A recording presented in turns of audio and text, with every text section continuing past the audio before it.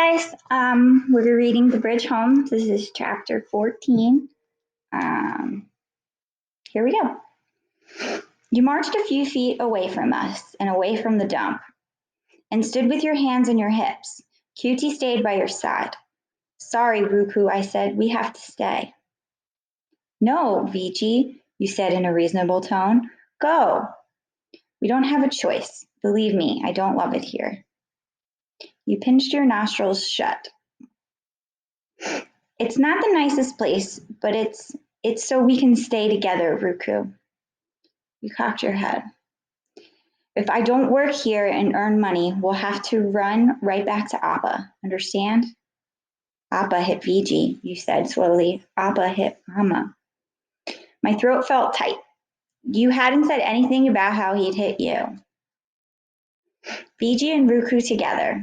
You came over and patted my cheek. Ruku will make necklaces, you announced. I hugged you tight. Where's Ruku going to sit? Muthu said.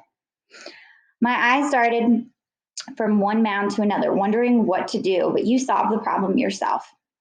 You found a plastic bucket to sit on under the shade of a thorny acai tree, but as far from the rubbish range as you could go while staying within sight. You weren't as sheltered from the sun as I'd have liked, but there was nothing we could do about that. You opened your bag and pulled out a long piece of string and knotted the end with a bead. The rest wouldn't fall off. You worked quietly, your fingers sifting through the beads, searching for another that matched. I had to start working too. What do? I hitched my skirt as high as I could. Search, Muthu prodded a broken bottle at the base of a mound, for treasure, like this. Glass or metal scraps are best. The waste smart man will even buy cardboard and cloth if they're not too tattered. Hesitantly, I prodded the mound closest to me. Nestling between a rusty can and a broken bottle was the carcass of a rat. Nausea rippled through me. Nausea means that she felt like dizzy or sick, probably from the awful smells at the garbage dump. Anyway, here we go. But I couldn't give up before I started. I tried to pick up the bottle with my stick, but it slid deeper into the rubbish. The waste smart man pays nicely for glass and metal, so we can't let it go. A rule grabbed the bottle with his bare hands and dropped it into my sack.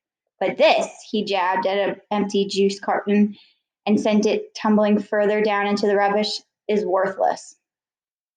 Thanks, sorry. Don't worry, you'll be an expert in no time. I didn't say I don't want to be an expert rag picker. I want to be a teacher.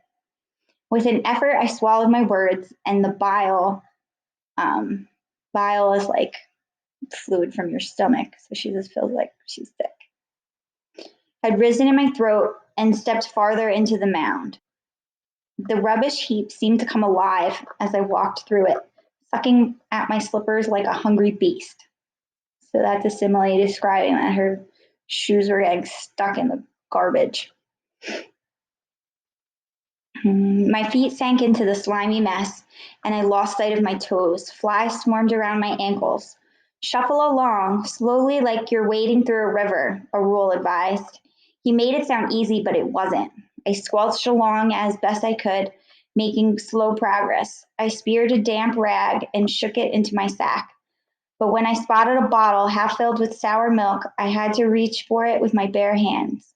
I wanted to run away screaming. The only thing that kept me going was how peaceful you looked when I glanced back at you sitting cross-legged, making another bead necklace, with Cutie alert and attentive next to you. Arul must have realized what a slog it was for me, because every now and then he called out, "Nice work." We worked for so long with the sun beating down on our skin that my head started to hammer with pain. And it was a mercy when Arul finally said, "Enough, let's stop." My spirits sank even deeper when I compared their loot with mine. I'm useless. I haven't got half as much as either of you. Don't worry, Arul peered its Sorry. Don't worry, Arul peered into my sack.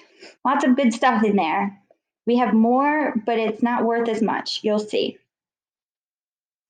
Other than you, no one had ever shown me such loyalty.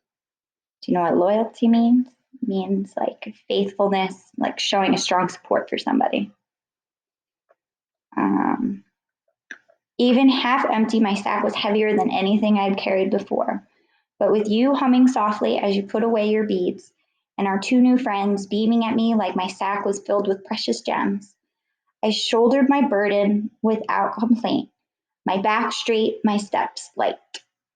Okay, so what type of job is VG, Rule, and Muthu doing? Okay, they are going through the garbage dump looking for things that they could possibly sell to that guy in the market. Do you think that you could do that job? Me personally, I don't think I would be very good at it because when things smell bad, I don't like that. But I wonder if you think you could do it.